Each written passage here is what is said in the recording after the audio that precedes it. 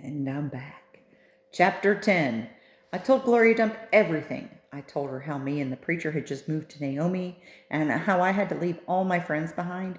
I told her about my mama leaving, and I listened to the 10 things that I knew about her. I listed the 10 things I knew about her.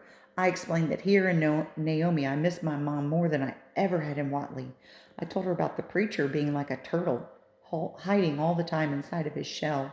I told her about finding Winn-Dixie in the produce department and how because of him I became friends with Miss Franny Block, got a job working for a man named Otis at Gertrude's Pets, got invited to Sweetie Pie Thomas's birthday party, and I even told Gloria Dunlap and Stevie Dewberry called her a witch.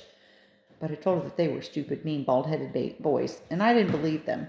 Not for long, anyhow. And the whole time I was talking, Gloria Dump was listening. She was nodding her head and smiling and frowning, saying, mm-hmm, and is that right? I could feel her listening with her heart, and it felt good. You know what she said when I was all done? What? I said. Could be that you got more of your mama in you than just red hair and freckles and running fast. Really? Like what? Like maybe you got a green thumb. The two of us could plant something and see how it grows, test out your thumb. Okay, I said. What Gloria Dump picked for me to grow was a tree. Or she said it was a tree. To me, it looked more like a plant. She had me dig a hole for it and put it in the ground and pack the dirt around it tight like it was a baby and I was tucking it into bed. What kind of tree is it? I asked Gloria Dump. It's a wait and see tree, she said. What's that mean? Well, it means you got to wait for it to grow before you know what it is. Can I come back and see it tomorrow? I asked. Child, she said, as long as this is my garden, you're welcome in it. But that tree ain't going to have much change by tomorrow. But what I want to see is you, I said. Said Gloria Dump. I ain't going nowhere. I'll be right here. I woke Winn-Dixie up. He had peanut butter in his whiskers and he kept yawning and stretching. He licked Gloria Dump's hand before we left, and I thanked her.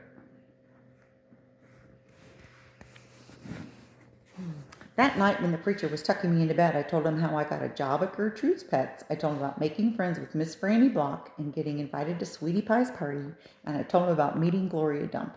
Winn-Dixie lay on the floor, waiting for the preacher to leave so he could hop up on the bed like he always did.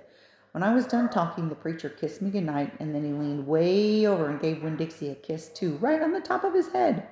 You can go ahead and get up there now, he said to Winn-Dixie. Winn-Dixie looked at the preacher. He didn't smile at him, but he opened his mouth wide, like he was laughing, like the preacher had just told him the funniest joke in the world. And this is what amazed me most. The preacher laughed back. Winn-Dixie hopped up on the bed, and the preacher got up and turned out the light. I leaned over and kissed Winn-Dixie too, right on the nose. But he didn't notice. He was already asleep and snoring. That's the end of chapter 10. I'm going to keep going with chapter 11. Stay tuned.